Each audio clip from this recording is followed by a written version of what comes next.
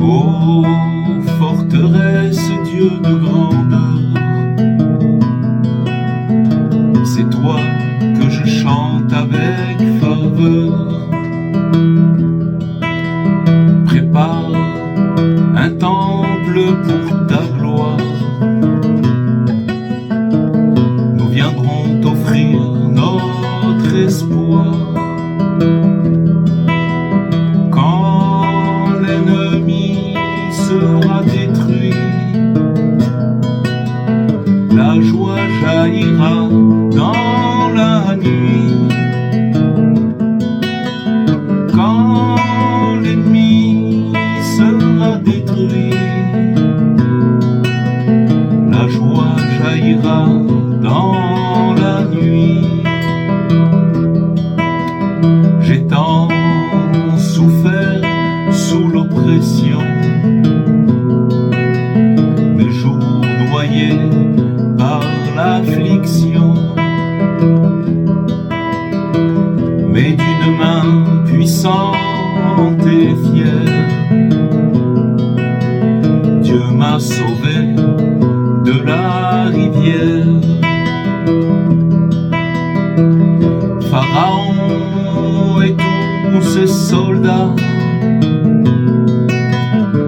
dans les eaux sombres, sont tombés bas. Il m'a conduit jusqu'à son lieu, mais la paix n'était pas pour eux. L'ennemi m'a fait dériver, me poussant à tout oublier. De Babylone il m'a sauvé, à Shushan sa lumière a brillé. Aman rêvait de m'écraser, de me soumettre et m'effacer, mais sa fierté s'est enfoncée et sa grandeur fut balayée. Dieu l'a jugé, lui et ses fils. Le mal a perdu tous ses paris. Les Grecs voulaient me faire plier, mes murs et mon huile souillaient. Mais d'un miracle tout-puissant, Dieu a prié pour ses enfants. 8 jours entiers la flamme a duré, et nos cœurs joyeux l'ont célébré. Dieu dévoile ton bras puissant, fais disparaître tous nos tourments. Venge le sang de tes fidèles, chasse l'ombre noire et cruelle. Rends la paix à toutes nos nations, donne des bergers pour l'union. Rends la paix à toutes nos nations, donne des bergers pour l'union.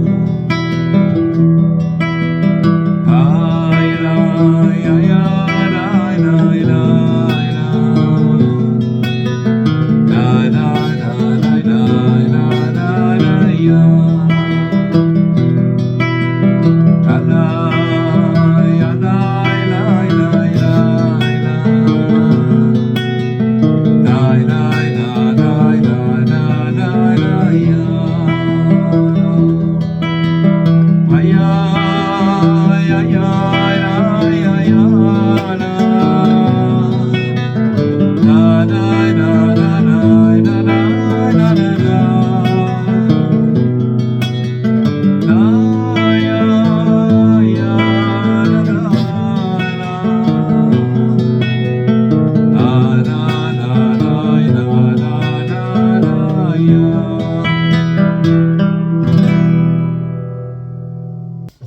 Alors, bonsoir à toutes et à tous.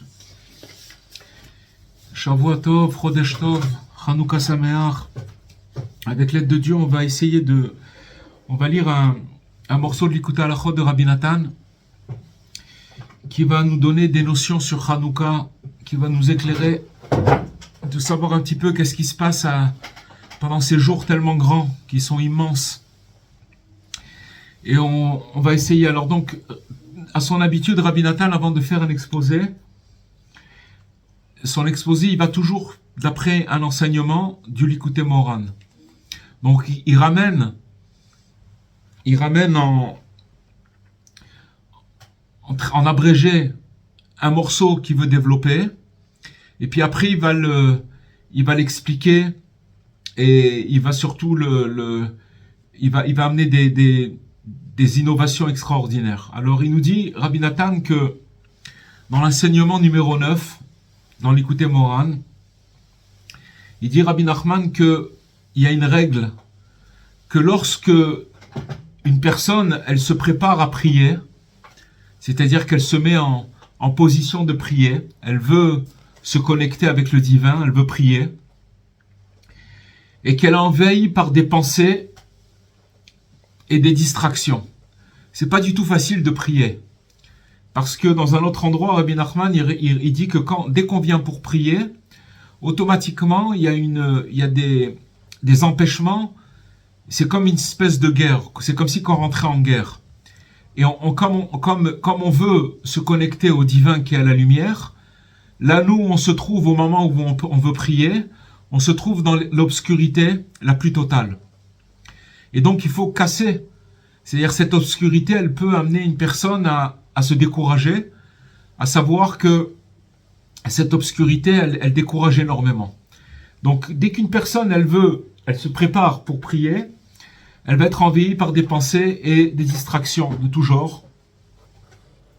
Et donc, elle se trouve dans l'obscurité et elle est incapable de prier. Alors, il nous dit, Rabbi Nachman, qu'est-ce qu'il faut faire à ce moment-là? Le principal conseil, c'est la vérité. On va développer ce thème-là. Qu'est-ce que ça veut dire la vérité? C'est-à-dire la personne, à ce moment-là, quand elle se trouve dans cette situation, elle doit s'efforcer que des paroles qui sortent de sa bouche soient vraies. On ne demande pas à une personne de dire beaucoup de paroles. Et si une personne, elle arrive à sortir une parole vraie de sa bouche, alors elle est sortie complètement de cette obscurité. Et on va expliquer pourquoi. Il nous dit qu'il faut qu'il sorte de sa bouche une parole vraie, même selon son niveau actuel. Ça veut dire quoi, son niveau actuel? Ça veut dire que même si une personne, elle est en dessous de la terre, elle est complètement dans l'obscurité, elle est vraiment très, très, très, dans un endroit très, très bas, elle doit, dans son niveau actuel, dans l'endroit où elle se trouve, elle doit s'efforcer à dire une parole vraie. Et quoi qu'il en soit, elle doit veiller à ce que ces paroles, elles soient prononcées avec vérité. Qu'est-ce que ça veut dire des paroles qui sont prononcées avec vérité? On a des fois tendance, d'une manière un peu machinale, que quand on prie, alors on sait que la prière c'est quelque chose de grand, donc on va vouloir prier, mais on tombe dans un piège, c'est la routine. C'est-à-dire que maintenant, on a des besoins, il y a des choses qui nous dérangent dans notre vie. Et donc on veut essayer on va essayer de parler. Mais comme c'est toujours les mêmes problèmes qui nous coincent, alors on va rentrer dans une routine où on va dire les choses blablabla. Ça veut dire on va répéter la prière. Et ça s'appelle ça s'appelle pas une parole vraie. Bien que les besoins sont vrais, mais seulement une parole vraie, c'est une parole qui est dite avec sincérité. Encore une fois, on cherche pas la quantité. Des fois, une personne, elle peut dire, mon Dieu, aide-moi, parce qu'elle se sent tellement opprimée et tellement éloignée qu'elle demande à Hachem, aide-moi. Elle va le dire d'une manière sincère, et ces deux mots-là, ils vont sauver toute la situation. Pourquoi? Parce qu'au moment où il va prier, où il va dire ces paroles qui sont vraies, alors ça s'appelle des paroles qui sont exprimées avec vérité. Elles commencent à illuminer la personne.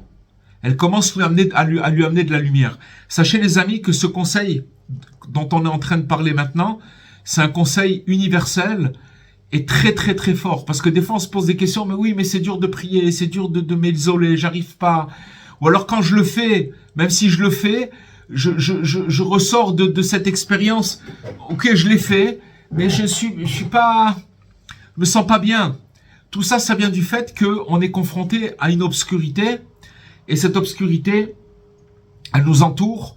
Et pourquoi on parle d'obscurité? Parce que on voit pas de lumière. C'est comme une personne, vous éteignez la lumière, il n'y a plus de lumière, et elle voit plus rien. Donc maintenant, elle cherche. Et donc, quand il va dire des paroles vraies, ça va lui permettre de sortir de l'obscurité. Et donc, Rabbi Nachman, il amène ici une allusion à l'arche de Noé. Il dit, tu feras une ouverture pour l'arche. Dans l'arche, c'est marqué que l'arche, elle était complètement compacte. Il n'y avait pas de fenêtre. Alors, quand, dans ce verset-là, où Dieu, il demande à Noé, tu feras une fenêtre, une ouverture pour l'arche, Rashi, le commentateur, il amène deux explications. Il dit que il veut parler d'une fenêtre. Rambam, il dit que c'était une fenêtre toute petite qui faisait pénétrer un petit faisceau de lumière. Et Rashi, il dit que c'était donc une fenêtre. Mais il dit aussi Tsoar. Tsoar ta'ase la teva, ça veut dire tu vas faire une ouverture. Tsoar, ça veut dire un diamant. Ça veut dire qu'en vérité, il dit Rashi qu'il n'y avait pas de fenêtre dans l'arche de Noé. Et qu'est-ce qu'il y avait à l'intérieur? Il y avait des pierres précieuses qui brillaient par elles-mêmes et qui éclairaient l'obscurité, puisque c'était compact. Vous imaginez un endroit complètement compact où il y a l'eau qui peut pas rentrer et que il y a aucune ouverture. Donc ça veut dire que c'était un noir, une obscurité totale. Mais alors donc, ou c'était une fenêtre, ou alors c'était un diamant. Donc ça c'est le premier. C'est donc ce résumé que Rabbi Nathan il nous amène du Likutei Moharan.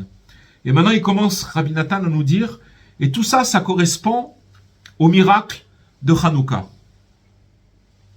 qui est en lien avec. Il y a un verset qui dit Shlach orcha ve'amitecha. Jette, envoie ta lumière et ta vérité. C'est comment il s'appelle? David, le roi David, qui demande à Dieu de lui envoyer sa lumière et sa vérité dans un verset. Et il est connu, il nous dit, Rabbi Nathan, que le miracle de Hanouka, ainsi que tous les miracles, ils se produisent à chaque époque et à chaque année. Pourquoi dans la bénédiction qu'on dit, quand on allume les bougies de Hanouka, on dit She'asanissim lavotenu bayamim haem bazman hazeh, que il a fait le miracle à nos ancêtres, à nos pères, à cette époque et dans notre époque aussi. C'est en vérité, il faut savoir que quand on allume les bougies de Hanouka, tous ces 8 jours de Hanouka, c'est des moments de miracles. Pas qu'on commémore pas des miracles, on commémore un miracle qui s'est fait à l'époque du temple, mais aussi c'est un miracle qui revient, et donc qui revient encore maintenant. Et donc, c'est pour ça que Rabbi Nathan, il nous dit que ces miracles, ils se produisent à chaque époque, et à chaque année, et ça fait référence au moment où on a triomphé des forces du mal, qui voulaient nous faire oublier la Torah et nous détourner des lois sacrées. À cette époque, il faut savoir que sur la Terre Sainte, la terre d'Israël, ceux qui régnaient à l'époque, c'était les Grecs. Et ce qu'ils avaient fait, c'est qu'ils avaient pris des bœufs, les bœufs, Et sur leurs cornes, ils avaient obligé les Juifs à marquer que vous n'avez pas de part avec le Dieu d'Israël. C'est-à-dire de graver cette phrase-là. Vous n'avez pas de part avec le Dieu d'Israël. En faisant cette chose-là, ils prenaient ce bœuf. C'était des bœufs qu'on utilisait pour travailler tous les jours. Et comme ça, ils avaient ça toujours sous le nez. On les forçait à trahir la Brit Mila, de pas pouvoir se circoncire. On n'avait pas le droit d'étudier la Torah. Ce qu'ils voulaient, c'est arriver à complètement détourner. Et sans que c'est il y a eu 4, on est dans le 4e exil, mais l'exil de la Grèce, de Yavan, ce qu'on appelle Yavan, la Grèce, il était terrible. Parce que c'était vraiment une persécution où, si vous voulez, c'était les Grecs qui représentaient l'hellénisme, l'esthétique, tout ce qui représente la beauté. Et aussi, ce qu'ils ont fait, c'est que c'est eux qui ont inventé la philosophie. La philosophie, il faut savoir, les amis, que c'est quelque chose qui a été inventé, on l'avait déjà dit dans des cours précédents, parce que il faut savoir que toutes les nations, ils ont une certaine conscience. Une conscience qui a des choses qui sont ancrées. Cette conscience, elle vient depuis la création du monde, depuis Noé, depuis la création du monde, même avant, qu'il y a quelque chose, des gènes dans toutes les nations où il y a des choses qu'on ne fait pas. Maintenant, les passions humaines, elles amènent les gens à vouloir casser ces limites. Et même maintenant, si on casse les limites sans les justifier, alors ça veut plus rien dire. Ça veut dire qu'il faut pouvoir faire ce qu'on veut, mais sans avoir une mauvaise conscience. Et c'est quoi la philosophie que les Grecs ils ont inventée? C'est qu'ils se sont rendus compte qu'il y avait une conscience qui descendait du ciel sans arrêt. On peut pas se débarrasser de sa conscience. On peut pas. C'est quelque chose qui nous suit partout là où on va.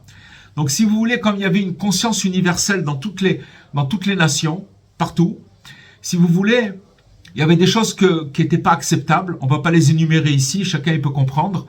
Des choses qui n'étaient pas à faire. Mais seulement, leur passion les poussait à les faire et à repousser la limite. Et donc, ils ont inventé la philosophie, si vous voulez, c'était pour se donner de pouvoir faire ce qu'on veut avec une bonne conscience. C'est ça la philosophie. Par exemple, je vais vous donner un exemple, vous allez comprendre. Si vous prenez ceux qui ont inventé les chambres à gaz, à l'époque de Hitler, Imar Shemo, ils ont inventé les chambres à gaz, c'était tous des diplômés de philosophie. Ça veut dire la solution finale, le stratagème de pouvoir éliminer des millions d'êtres humains, des millions de juifs. Il faut, comment dire, en tenir une dose. Ça veut dire, c'est pour pouvoir faire une chose comme ça et de le faire d'une manière systématique pendant des années. C'est comme une usine qui marche sans arrêt. Il faut vraiment, vraiment dépasser une limite. C'est horrible. Donc c'est ça la chose. Ça veut dire et tous ces gens-là, ils étaient tous diplômés de philosophie. Ils avaient tous des diplômes. C'est ça. Donc c'est ça la Grèce. C'est ça l'hellénisme. C'est ça l'esthétique. Et si vous voulez, pourquoi ils ont voulu détourner et obliger les forces du mal, faire oublier la Torah et les lois sacrées, c'est parce que ça dérangeait. Tant que c'est sur terre, ça dérange. On peut pas aller jusqu'au bout de ce qu'on voudrait. C'est pour ça que on est dans une période. Ça a toujours été, mais là, si vous voulez, si vous voulez, c'est les forces du mal contre le bien. Ça a toujours été comme ça. Et j'ai vu une explication d'où vient l'antisémitisme. Il vient tout simplement, c'est quelque chose que j'ai vu cette semaine. C'est le Ran, c'est Rabbi Nissim qui dit ça, un des Rishonim. Il dit que quand les Juifs ils ont reçu la Torah, les autres nations, alors que Dieu leur avait proposé la Torah à toutes les nations. Mais quand à la fin personne ne la voulait, pour des raisons, chacun avait ses raisons, un il voulait pas arrêter de voler, l'autre il voulait pas arrêter de faire telle bêtise, donc ils n'ont pas accepté. À la fin, il est parti voir le peuple juif et ils ont dit, nous, on accepte. Avant de savoir ce qu'il y a dedans, on l'accepte. Et donc, il y a eu une proximité avec le peuple d'Israël. C'est là où le peuple d'Israël il s'est révélé. Et donc, cette proximité, elle a amené une grande jalousie. Parce que, finalement, comme on parlait de gêne qu'il y a dans les nations, il y a cette gêne-là. Il y a des gènes qu'il y a où, si vous voulez, on va pas pouvoir supporter cette chose-là. Pourquoi? Parce que c'est une jalousie qui vit ancestrale, qui est qui vient du fait que Dieu il a donné la Torah au peuple juif. Bon, donc maintenant, donc on a expliqué maintenant que ce miracle il se produit chaque année et à chaque moment, à chaque année et à chaque époque. Et donc, il nous dit Rabbi Nathan, de même que dans la vie de chaque individu et à chaque époque, lorsque les forces du mal, elles se renforcent et elles tentent de dominer une personne. Ça, c'est quelque chose où tout le monde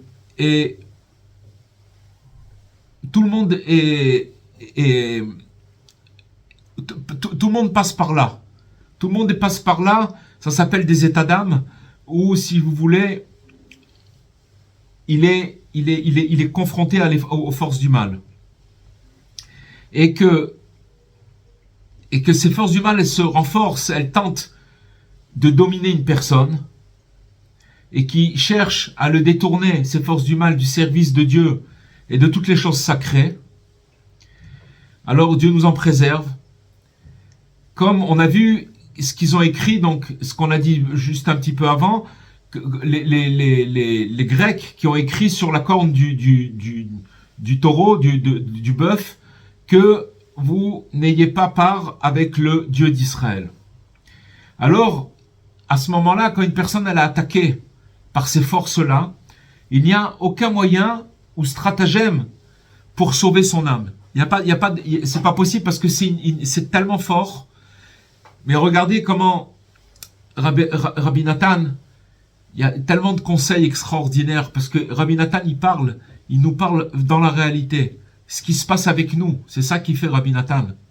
Et donc, il nous dit quand une personne, elle est dans cet état-là, qu'elle est entourée d'obscurité, de forces du mal, etc. Et il dit, il n'y a pas de possibilité d'être sauvé. Il n'y a pas de stratagème pour sauver son âme.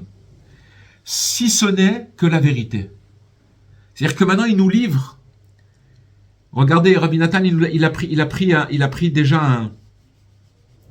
a résumé un enseignement de Rabbi Nachman, et là, il nous explique comment ça marche. Ça marche que maintenant, c'est que la vérité qui va pouvoir sortir cette personne de cet état d'âme. Maintenant, quand vous savez pas ça, il faut aussi s'en rappeler au moment où on en a besoin.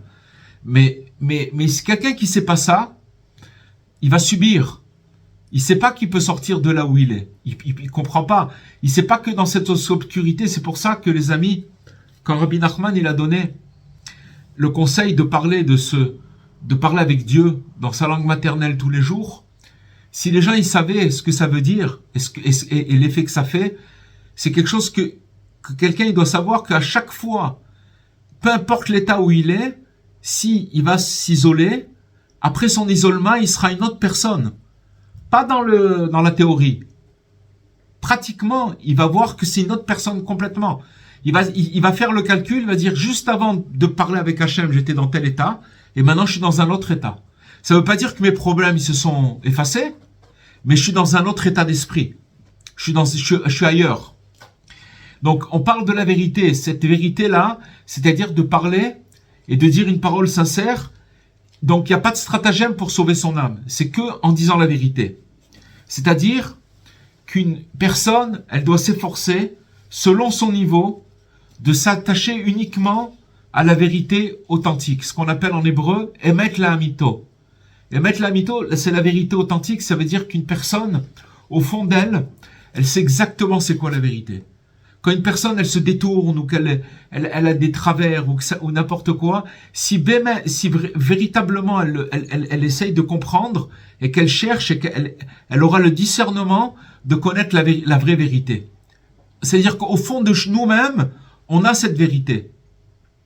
Seulement cette obscurité, elle nous ternit cette vérité, ou elle nous fait croire qu'elle n'existe pas, ou on croit qu'elle n'existe pas.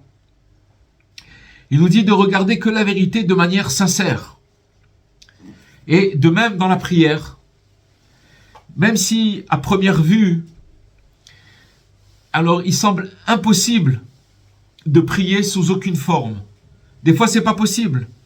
Celui qui pratique l'Aïd des doutes, il pourra vous le dire, qu'il y a des fois, c'est tous les jours, tout est remis en question. Alors comment je vais faire maintenant? C'est lourd, c'est d'une lourdeur. Mais cette lourdeur, elle vient de l'obscurité qu'on a parlé tout à l'heure, de cette arche-là, où on est dans l'obscurité totale. Pourquoi? Parce qu'il y a des forces qui viennent nous empêcher de sortir de notre état. On veut s'attacher au divin, on veut s'élever, on veut voir un peu de lumière. On nous empêche. Dès qu'on va vouloir, rien que de penser à ça et de se mettre à se préparer pour pouvoir prier, tac, on se trouve dans l'obscurité. Et donc, il arrive à parler sous aucune forme. Alors, la personne, elle doit tout de même s'efforcer à prononcer des paroles de prière avec vérité. C'est tout. C'est tellement simple. Avec vérité. C'est-à-dire que maintenant, c'est quoi vérité? C'est quoi de prononcer des paroles simples avec vérité? Ça veut dire que quand maintenant, il va sortir des paroles de sa bouche, il va être collé aux mots. Il va mettre de l'intention dans les mots. Ce qu'on appelle la kavana. Ça veut dire que maintenant, quand il dit mon Dieu, il parle à Dieu. Il n'y a pas besoin de beaucoup. Mais c'est ça, parler avec vérité. C'est-à-dire que quand il va parler, il est là. Il est dans cet endroit de vérité. Il exprime la vérité. Sa vérité, la vérité où il est en train de parler à Dieu, et chacun dans notre vie, on a connu ces moments-là, et chacun il peut comprendre ce qu'on est en train de dire maintenant. Et donc quand il va faire ça, cette vérité, elle va éclairer cette personne pour sortir de l'obscurité, comme on l'a mentionné précédemment. Alors, et il nous dit Rabbi Nathan que ce qu'on vient de dire maintenant, ça correspond à la lumière de Hanouka, qui, en fait, la lumière de Hanouka, elle est là pour révéler la vérité dans le monde. Parce que la vérité, c'est ça l'essence même de la lumière. Ça veut dire que quand quelque chose, il est vrai, il brille. Quand quelque chose, il est faux, il est obscur. Donc, si vous voulez, la lumière des bougies de Hanouka, elle est là pour révéler cette vérité dans le monde et d'amener cette lumière. Et donc cette lumière, elle sert à repousser ces ténèbres qui recouvrent les abîmes. Rocher alpeneteum, ça veut dire c'est les ténèbres qui recouvrent les abîmes. Quand il y a marqué ça dans la Torah, elle a parlé de cet exil, l'exil de Yavan, l'exil de la Grèce, de l'époque dont on parle, de l'époque de Hanouka. C'est une allusion à la Grèce, à Yavan, comme ils ont dit nos sages. Et donc cela correspond aussi également au verset. Il y a un verset dans les Proverbes qui dit que la lumière de Dieu, elle sonde tous les recoins de l'être. C'est-à-dire que maintenant, dans notre Neshama, notre Neshama, quand elle brille, alors c'est une lumière, c'est comme une lampe. Et cette lampe-là, elle rentre dans tous les recoins de notre être, de nous-mêmes. Et donc, grâce à la vérité qui est la lumière divine, alors qu'est-ce qu'on peut faire? On peut rechercher, explorer les recoins intérieurs de l'âme. Tous les problèmes, c'est que on est très malade. Notre âme, elle est malade. On est dans une génération très basse. On va l'expliquer après, un peu plus loin. Mais le fait que l'âme, elle peut explorer les recoins, ça veut dire cette lumière, elle a le pouvoir d'explorer ces recoins à l'intérieur de l'âme. Pourquoi? Pour sortir des ténèbres qui sont profonds, et donc de sortir des ténèbres profondes et qui s'infiltrent dans tous les recoins de l'être. En vérité, il faut savoir que chez chacun de nous, on a des zones de ténèbres, des zones très très très obscures qu'on n'a même pas, qu'on connaît pas.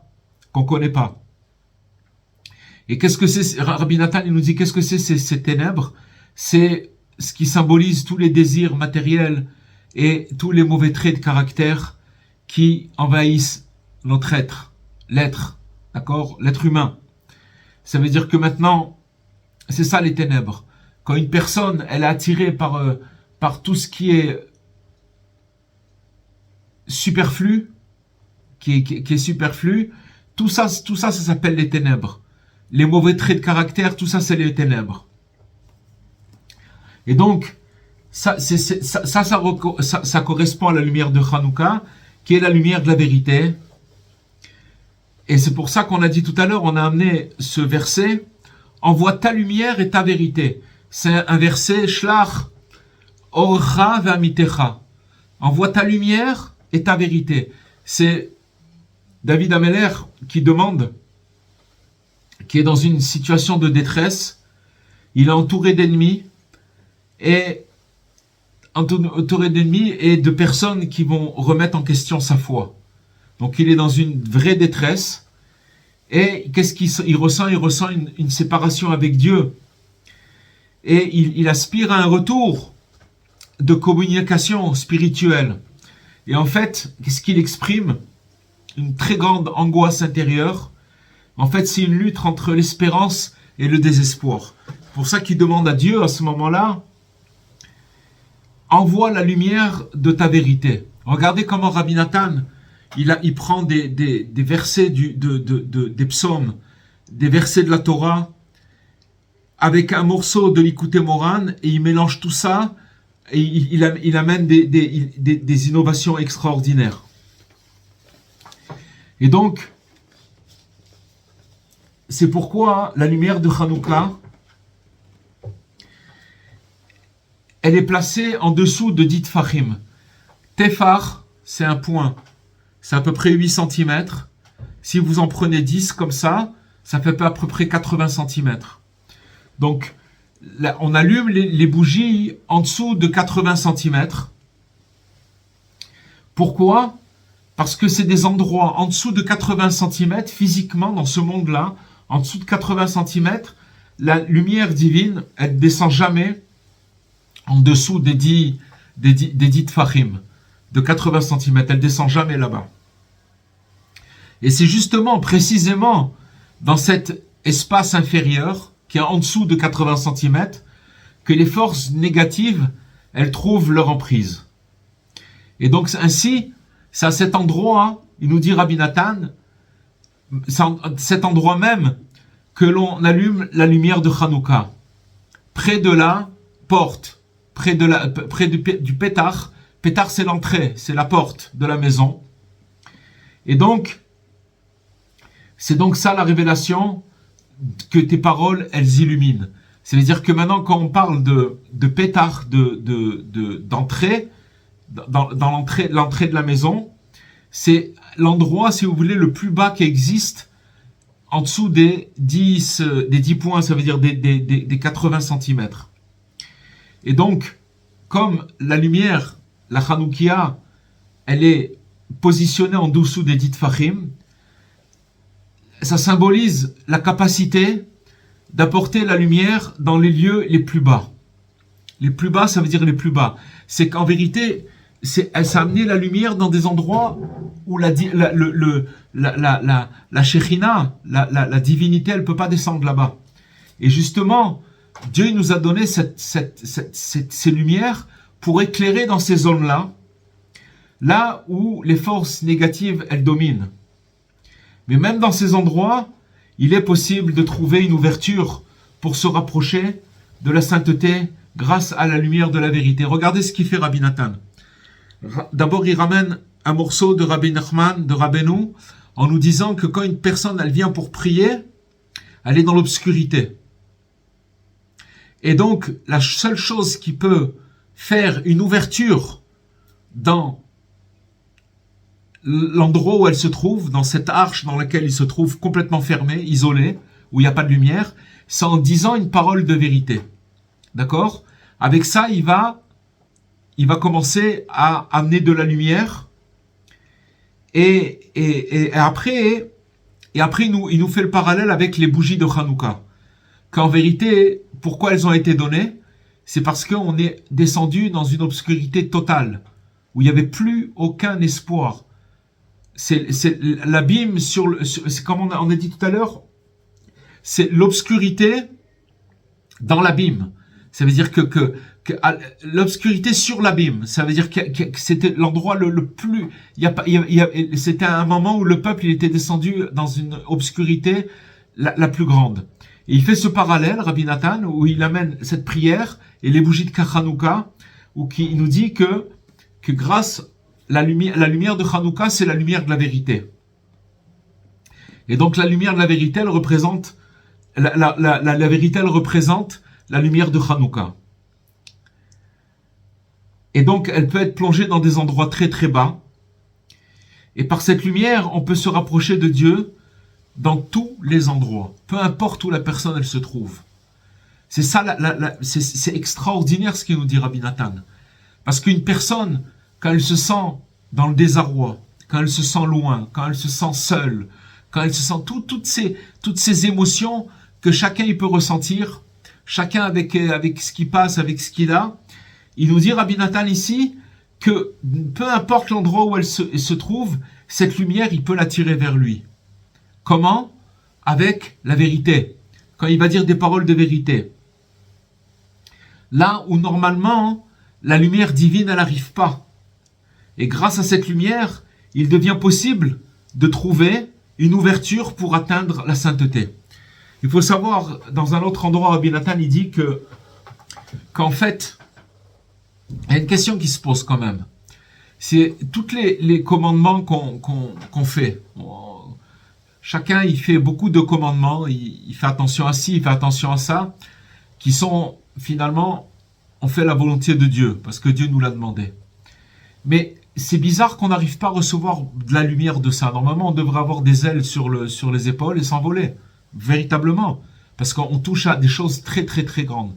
Mais en vérité, il dit Rabbi Nathan que on n'a pas le droit, si vous voulez, cette lumière-là, elle ne peut pas arriver dans les zones où on se trouve, dans les générations où on est. Parce qu'on est en dessous des 10, on est en dessous des 80 cm. C'est-à-dire que spirituellement, on est complètement éteint, mais complètement, il y a plus rien, il n'y a plus de lumière. Et donc, il dit Rabbi Nathan une chose extraordinaire.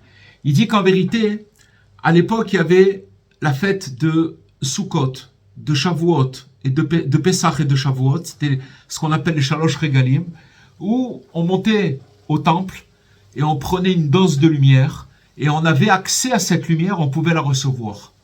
Aujourd'hui, on n'a plus cet accès-là et on peut plus la recevoir, et même si on peut pas la recevoir. Si on recevait cette lumière, elle pourrait nous tuer tellement elle est grande. C'est pas possible. Donc ça veut dire que la Shekhinah, la présence divine, elle peut pas descendre dans les zones où on se trouve. Qu'est-ce qu'il a fait Dieu ? Dieu, il a fait deux fêtes. Il a fait la fête de Hanouka et la fête de Purim, qui sont des fêtes où on n'a pas besoin de préparer quelque chose. Les autres fêtes, on doit préparer, on doit préparer la veille pour le lendemain, pour que tout soit prêt, tout nettoyer, etc. C'est des préparatifs. Or, Purim et Sukkot et Hanouka, je veux dire, on peut tout faire. On n'est pas interdit de prendre la voiture, on peut tout faire. Mais en vérité, c'est justement des fêtes où cette lumière, elle descend tout en bas, tout en bas. Maintenant, il dit Rabbi Nathan, il y a une condition pour recevoir cette lumière. Parce qu'il faut savoir, les amis, que la lumière des bougies de Hanouka, c'est la lumière cachée que Dieu, la première lumière que Dieu il a créée, il a vu qu'elle était tellement forte qu'il l'a cachée.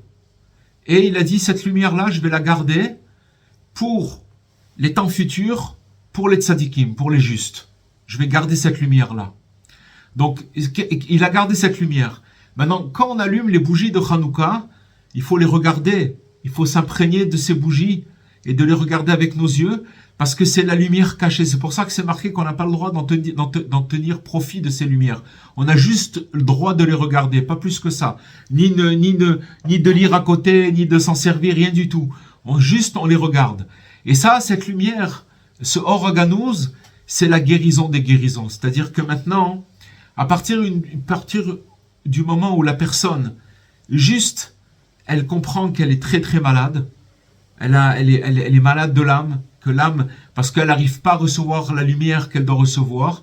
À Hanouka, il faut profiter de chaque seconde, parce que c'est des moments où on reçoit une lumière qui vient nous guérir. Dans un autre endroit, dans l'Ikut Halachot, il dit Rabbi Nathan que Hanouka et Purim, c'est la mitzvah, c'est le précepte d'aller rendre visite aux malades. C'est-à-dire que, si vous voulez, les 3 grandes fêtes où on allait au temple pour aller voir la lumière divine, ces 2 fêtes, puisqu'on n'a plus de temple, ces 2 fêtes qui restent et qui vont rester après que Mashiach y viendra, toutes les autres fêtes vont partir, il restera que Hanouka et Purim. Ce sont des fêtes où, si vous voulez, c'est Dieu lui-même qui vient nous rendre visite chez nous à la maison. C'est la lumière du temple, la lumière cachée des tzadikim qui vient nous rendre visite chez nous à la maison. Il suffit juste d'allumer et de regarder ces bougies et on est connecté à une lumière transcendante. Et cette lumière-là, alors que normalement, personne n'y a accès. Personne n'y a accès. Mais on nous donne cette chose-là qu'on peut recevoir à ce moment-là. Et cela, il nous dit, correspond à l'allumage de la bougie de Hanouka, il nous dit Rabbi Nathan, qui se trouve près de l'entrée. Pétard, c'est une entrée, c'est une sortie, comme on dit. C'est une sortie, d'accord, c'est l'entrée. C'est justement, c'est le concept de l'ouverture. Pourquoi on allume la Hanoukia à côté de la porte de la maison? C'est parce que ça reflète le concept de l'ouverture de l'arche de Noé. Quand il y a eu l'épisode du déluge, parce que Hanouka, il est associé à l'idée de l'arche qui repose. C'est marqué Tevat Tanuach. Quand il y a un moment où l'arche, elle s'est posée. Quand est-ce qu'elle s'est posée? Et pourquoi c'est lié à Hanouka? Il nous dit comme ça, que pendant Hanouka, il y a eu la cessation des pluies, du déluge. Le 27 du mois de Kislev, ça veut dire que c'était le 3e jour de Hanouka. Le 3e jour de Hanouka, les pluies, elles ont arrêté quand il y a eu le déluge, elles se sont arrêtées. C'est-à-dire que le déluge, il s'est arrêté. Et donc, c'est la date où on est en plein Hanouka. Et donc, les pluies du déluge, elles cessèrent. Et donc, ça veut dire que Hanouka est une période qui est associée à la fin du déluge, qui symbolise le repos et la sérénité. Et donc, Hanouka, il représente aussi l'arche de la parole vraie. Teva en hébreu, ça veut dire une parole, un mot. Un mot. Quand on dit Teva, c'est un mot. Ça veut dire que Tevat Noir, ça veut dire ça symbolise. Hanouka, il représente l'arche de la parole, la vraie parole. Dis une parole vraie, et donc tu feras une fenêtre pour l'arche. C'est-à-dire que quand une personne, elle va Tsoar Taase la Teva, ça veut dire que quand tu vas dire une parole vraie, quand tu es dans l'obscurité, et que tu veux prier, alors tu vas faire une fenêtre pour l'arche, ça veut dire que tu vas faire une fenêtre qui va faire entrer la lumière dans l'endroit obscur dans lequel tu te trouves. Et grâce à cette parole vraie, alors il est possible de se sauver du déluge. Regardez ce qu'il dit Rabbi Nathan. C'est-à-dire que maintenant, si on lit entre les lignes, il n'y a pas d'autre façon de sortir du déluge. Parce que sachez une chose, de sauver du déluge, il faut se rendre compte qu'on est dans un déluge permanent. Le monde, c'est un déluge, il ne s'arrête pas. Alors, il y a des fois, on a l'impression qu'on passe entre, comme on dit, entre les gouttes. Mais ça fait très peur, parce que c'est pas vrai. C'est un déluge. On a l'impression que on s'en sort comme ça, mais c'est pas. Le déluge, il est là, il est très très fort. Et donc, grâce à ça, on est sauvé du déluge. Ça veut dire des forces destructrices et des tumultes spirituels. Voilà les amis, ce qui nous dit Rabbi Nathan, Bezrat Hashem, sur les lumières de Hanouka. Merci beaucoup, Rav. Très beaucoup. Ça veut dire qu'il faut commencer par une parole de Hémet à chaque fois qu'on fait notre hitbo des doutes ou qu'on veut commencer à prier. Ça c'est la grande conclusion du soir. Oui, parce que ce qui nous dit Rabbi Nathan, c'est qu'en fait, on le ressent. Si quelqu'un il prie, il sait très bien que dès qu'il veut commencer à prier, c'est très très très très lourd. Très lourd. Ça n'existe pas quelqu'un qui prie, allez, je suis super, j'ai la pêche. C'est pas vrai. C'est dur de commencer à prier. C'est très dur. Alors, si quelqu'un, quand il est dans cette situation, et c'est tous les jours, à différents degrés, mais c'est tous les jours, si au moment où s'il se rappelle de dire une parole vraie, ça veut dire que même dans son livre de prière, il va dire des mots vrais, il va tout de suite voir de la lumière dans sa prière, tout de suite. C'est instantané. De la sincérité.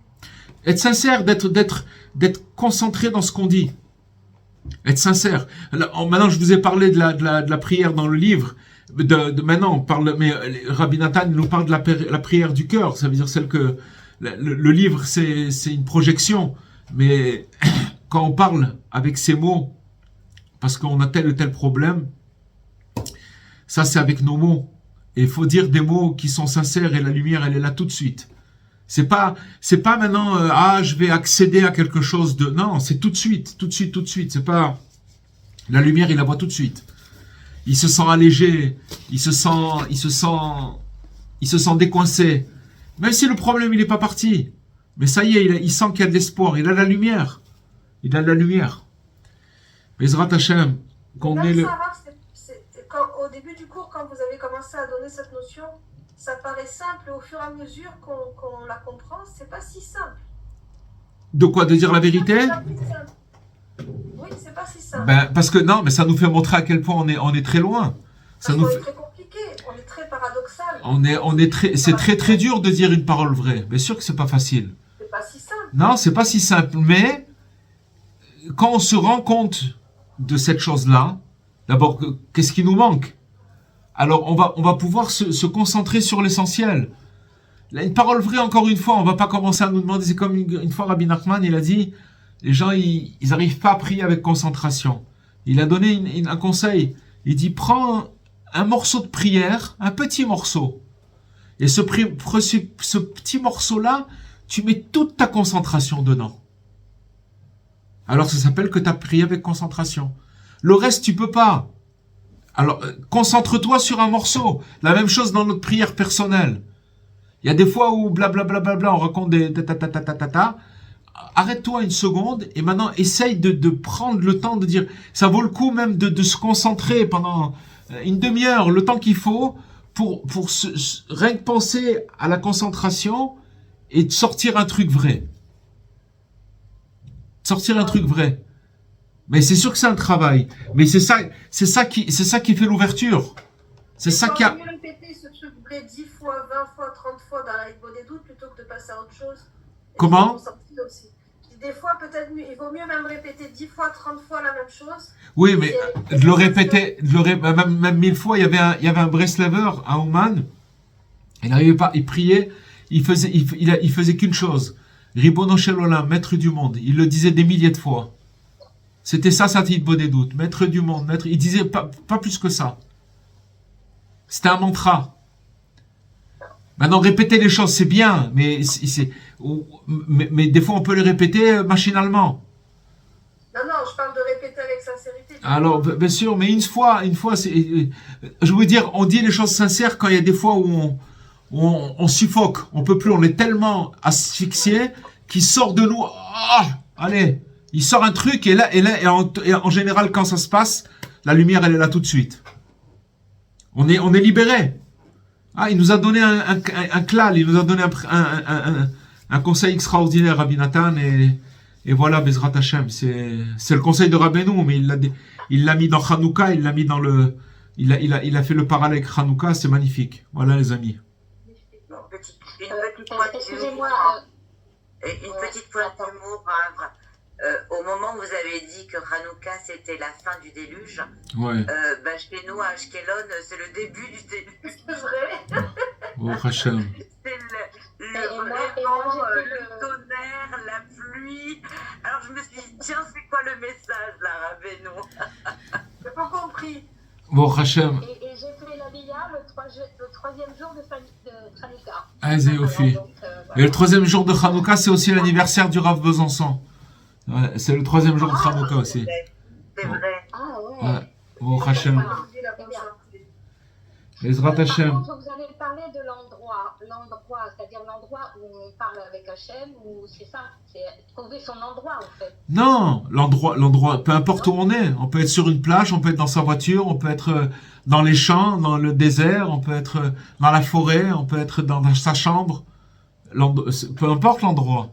Mais l'endroit, encore une fois, c'est une situation quand on veut, où on sent qu'on est complètement dans l'obscurité. C'est pas de se mettre dans l'obscurité, c'est qu'on est dans l'obscurité. Parce que il faut casser ce carcan. Et sachez une chose, c'est que si on sait pas ça, on peut pas prier. C'est pas possible. C'est impossible. Parce qu'on va se retrouver toujours confronté à ce truc-là, même si on fait des efforts, il y a un moment où on se dit, bon, ben, j'ai essayé. À la fin, on se dit même à la limite, moi, je veux pas perdre mon temps. À quoi ça sert? Je me reste truc, à la fin, je sors de cette séance et je suis un petit peu déçu, je suis pas bien. Vous comprenez? Voilà, les amis. Voilà, je voulais vous dire quand même, de toutes les manières, je voulais vous dire quelque chose, c'est que moi, ça m'émeut beaucoup de vous écouter, de voir tous les hommes qui participent au cours, parce que je peux vous dire que pour un homme, faire de l'aïbo des doutes et, entre guillemets, parler tout seul, c'est quelque chose de quasiment impossible, c'est pas dans sa nature. Une femme, elle lui arrive plus naturellement, et je pense que l'effort, ne serait-ce que vous faites de vous casser et d'aller parler à Dieu, alors que vous avez déjà votre filote obligatoire, etc., je trouve que c'est quelque chose d'extraordinaire. Non, mais je vais vous dire, c'est même pas... Rabbeinu, il a dit que c'est le plus important. Donc on n'est pas en train de... Ça dépend à qui on se fie, mais Rabbi Nachman, il a dit que c'est la chose qui est le plus élevé. Donc quand vous comprenez ce que je veux dire, c'est pas, on fait pas les choses... Quand on met, ça fait partie des priorités, c'est la priorité. Après, le reste, ça vient en second plan, mais c'est d'abord ça. D'accord, mais c'est beau de donner... Ben quand on comprend qu'il n'y a que ça, après c'est même pas, il y a même pas à discuter. C'est d'abord avant tout, ça passe avant tout. D'accord, mais c'est pas facile, Non, vous savez pourquoi c'est pas facile, Mme Fitoussi? Parce que c'est le plus élevé. Parce que c'est le plus élevé. C'est parce que c'est le plus élevé. Il n'y a pas plus élevé que ça. Hachem Yazor. Avec des gens, on leur expliquait pendant des heures et Vous savez, un jour, des fois, tout ce qu'on parle, je vais vous dire une chose, c'est jamais perdu. Parce que même si il y a un moment où toutes ces paroles-là, elles vont venir en aide à ceux qui en ont besoin. C'est obligé. À lundi prochain, Bezrat Hashem. Il y a encore deux allumages et encore deux grands jours de cette nuit, demain, après-demain et après-après-demain. Jusqu'à jeudi soir. Alors, Bezrat Hashem, on a, grâce à Dieu, cette lumière qu'elle nous accompagne et qu'elle nous guérisse avec l'aide de Dieu. À bientôt, les amis. Merci à vous. Au revoir. Au revoir. Amen. Au revoir. Au revoir à tous.